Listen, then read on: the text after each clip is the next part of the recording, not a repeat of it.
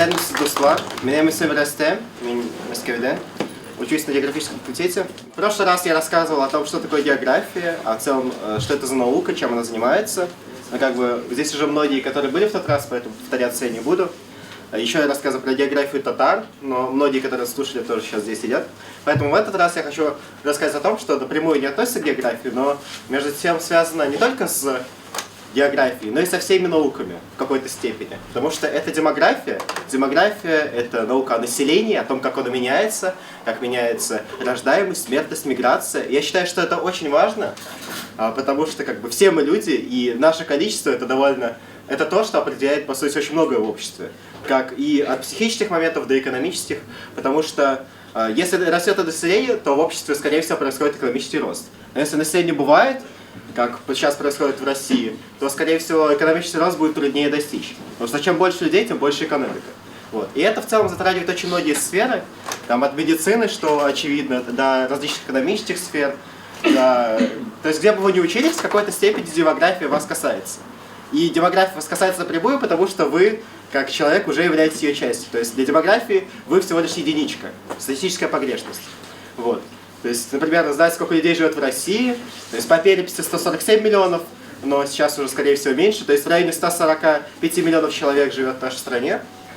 В мире живет, многие увидели новости, что уже достигли 8-миллиардного жителя. То есть новость была 15 ноября, это, кстати, через 2 дня, на Земле родится 8-миллиардный житель. Но это очень сложно посчитать точно, потому что сложно посчитать, сколько на Земле людей, есть всегда какие-то погрешности. Но примерно можно с уверенностью сказать, что население Земли, оно в районе 8 миллиардов. То есть, конечно, немного меньше, но скоро это достигнет.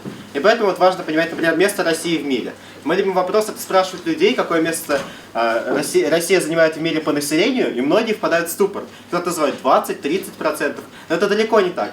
Так как доля вообще россиян от всех людей это меньше 2%. И этот процент очень важно понимать для роли масштаба вообще нашей страны в мире. Потому что он позволяет вам расставить экономические, политические какие-то масштабы. То есть вы видите какую-то новость, и осознавать ее через призму этого факта очень важно.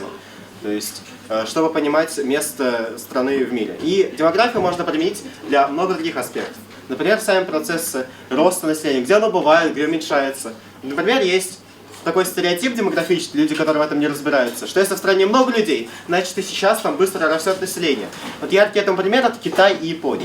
Все мы знаем, что китайцев очень много, и Япония — это густонаселенная страна, но многие из нас забывают, что Япония, например, страна не просто, где живет много людей, то есть население Японии в районе 123 миллионов, то есть это почти как в России, несмотря на то, что она довольно малой территории располагается. Но важно, это не просто количество людей, но и динамика. Потому что Япония, она уникальна тем, что уже 10 лет там непрерывно сокращается население, потому что там очень низкая рождаемость и низкая смертность, но в связи с тем, что там очень пожилое население, это тоже очень важно для демографии. Не просто сколько людей, а какого они возраста, сколько пожилых, сколько молодежи, сколько среднего возраста.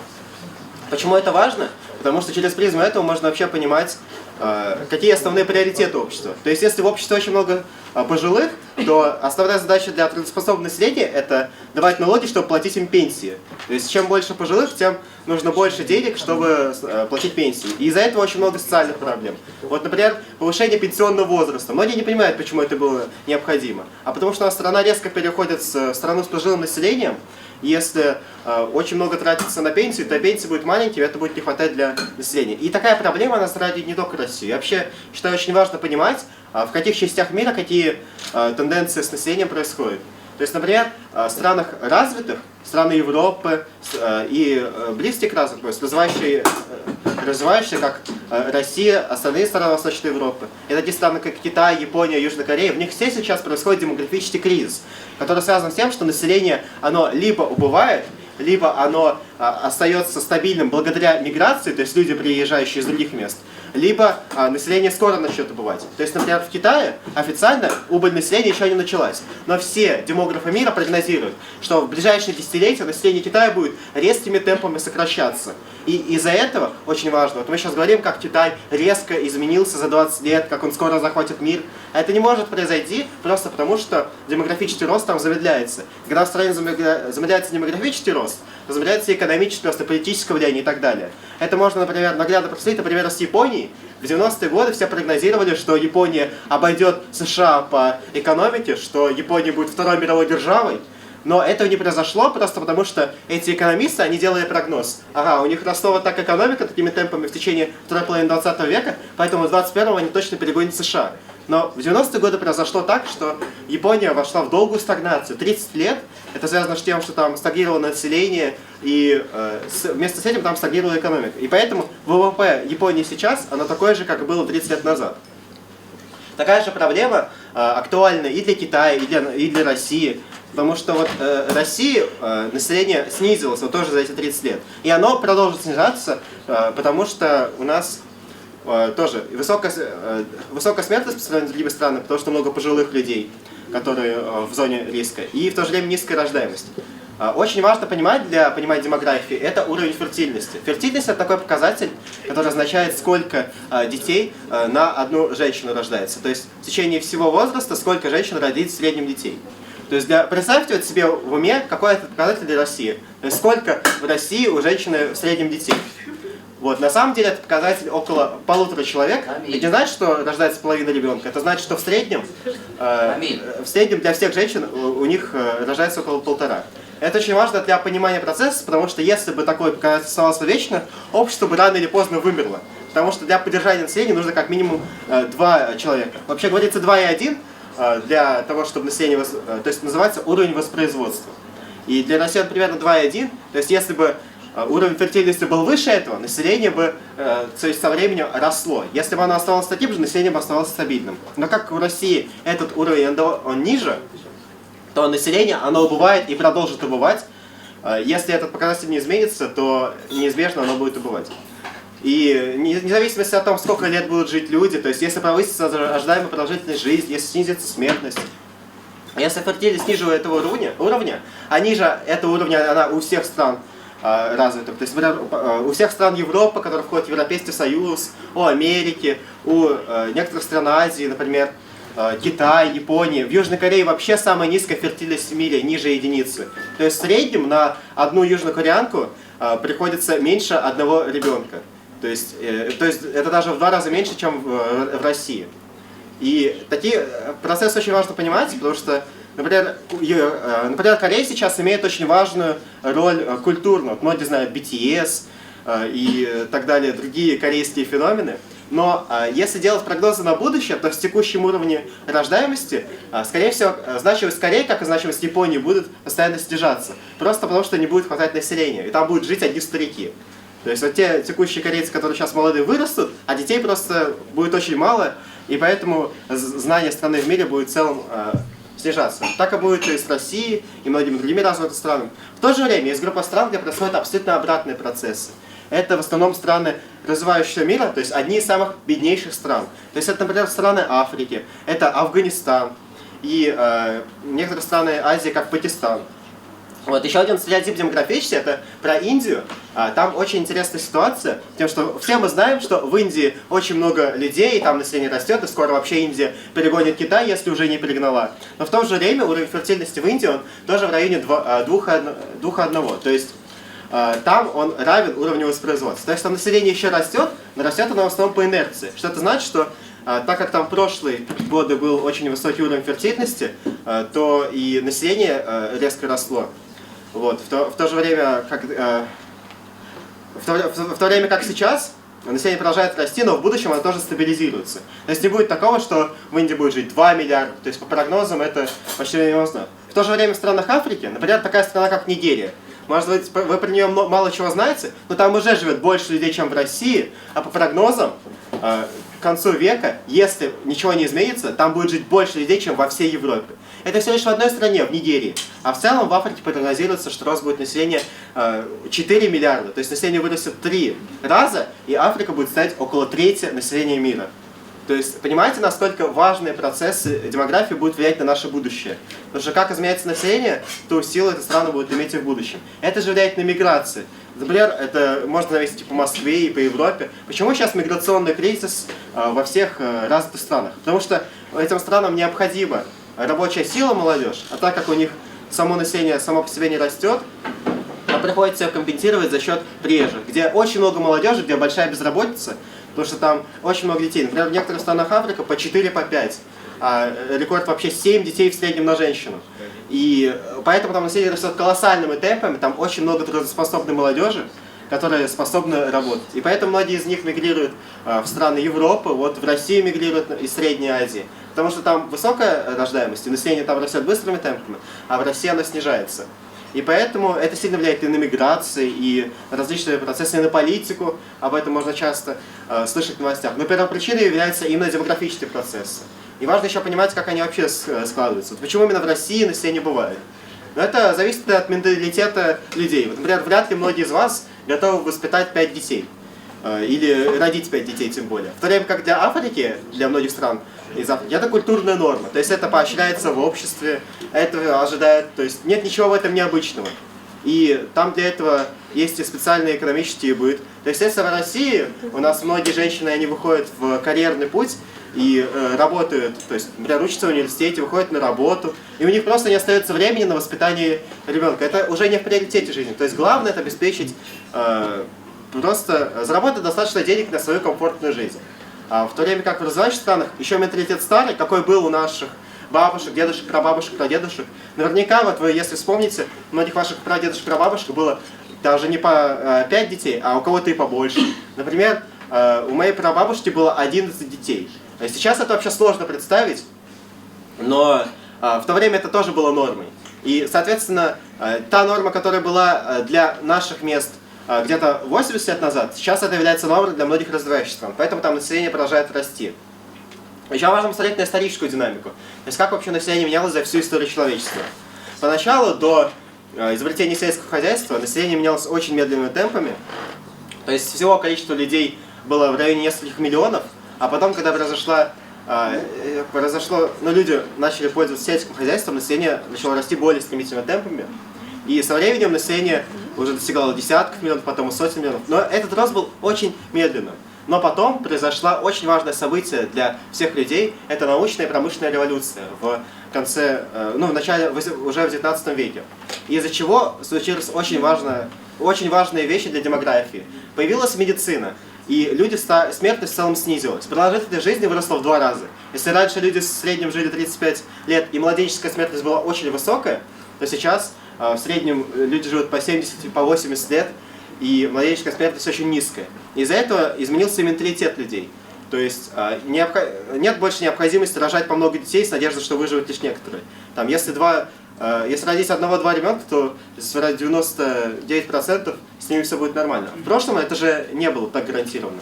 Вот. Еще произошло много важных экономических процессов. Произошла урбанизация. Люди стали переселяться из сел в города. И вместе с этим поменялся уклад и быт людей. То есть если раньше нужно было много детей, чтобы они работали в поле и воспитывали там других детей, то сейчас такого нет. Потому что сейчас все люди живут в городах, сельское хозяйство автоматизировано. И излишние дети это не экономически выгодно, а скорее экономически затратно, потому что их нужно воспитывать, водить в школы, одевать, кормить и так далее.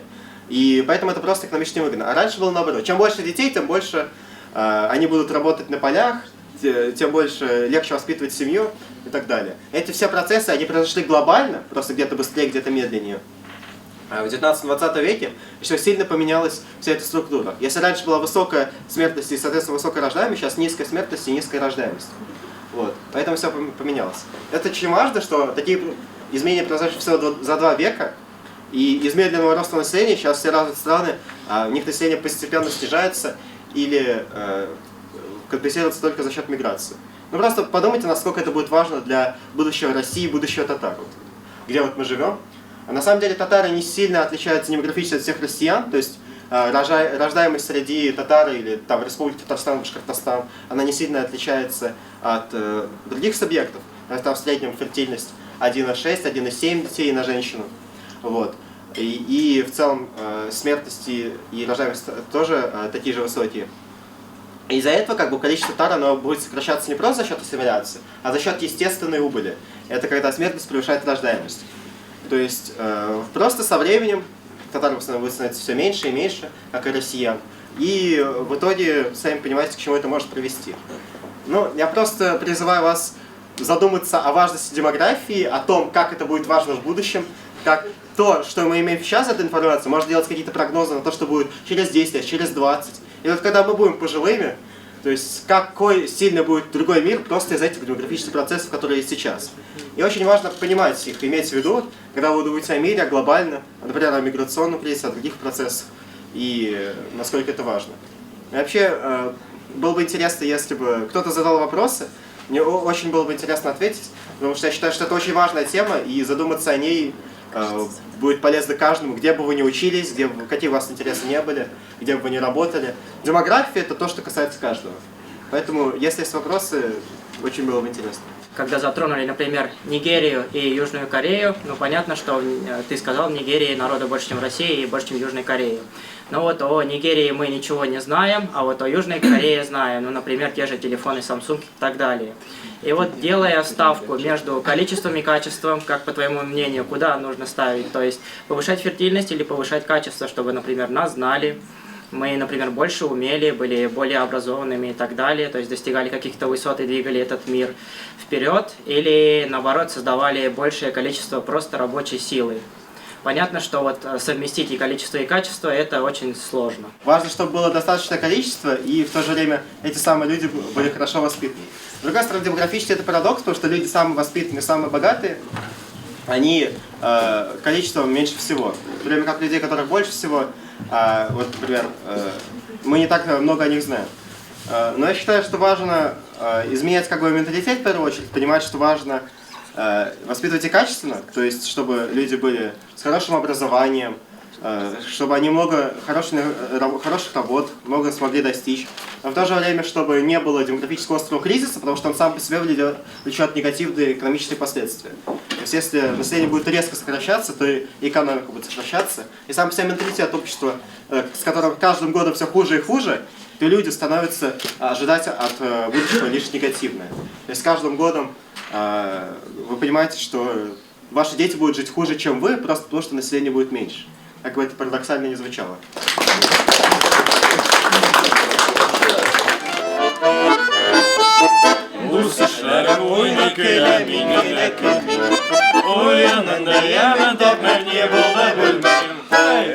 Siz matur kızlar nikşa yapmasınız, Yüreğimli yanıların ağlamışsınız. Siz matur kızlar nikşa yapmasınız, Yüreğimli yanıların ağlamışsınız.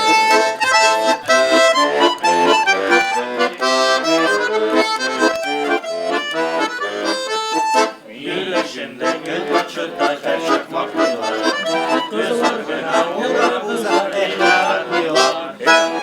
Siz matur kızlar nikşa yapmasınız, Yüreğimli yanıları ağlamışsınız. Siz matur kızlar nikşa yapmasınız, Yüreğimli yanıları ağlamışsınız.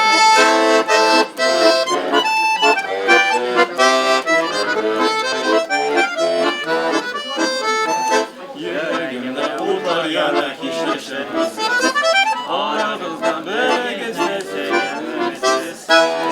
Siz matur kızlar nikşa yapmasınız, Yüreğimli yanıların ağlamışsınız. Siz matur kızlar nikşa yapmasınız, Yüreğimli yanıların ağlamışsınız. Utanma ömürler yaz gibi güdedi, Şol şeşen gülsen de utanma. Yaz gider de gider, ömür şu halde. Utanma, utanma.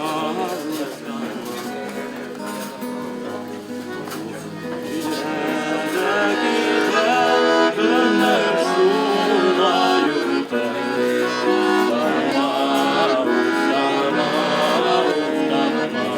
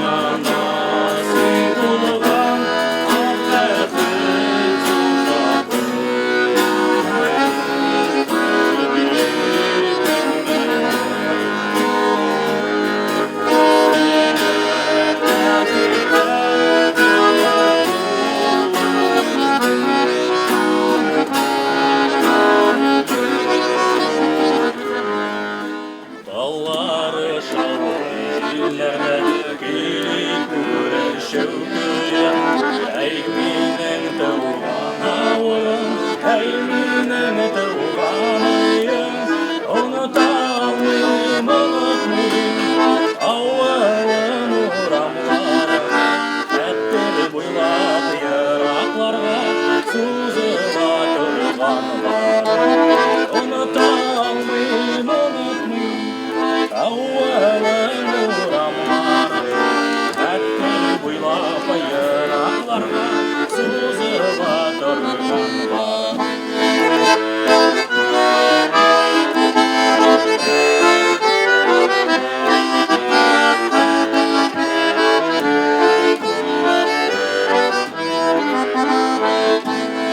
Үз итеп яшәсәм дә мин илемнең башка ягын, авылымда көтеп тора күптәнге балачагын. Оныта алмыйм, онытмыйм авылым урамларын. Хәттер буйлап еракларга сузыла торган барын. Оныта алмыйм, онытмыйм авылым урамларын. Хәттер буйлап еракларга сузыла торган барын. Хәттер буйлап еракларга сузыла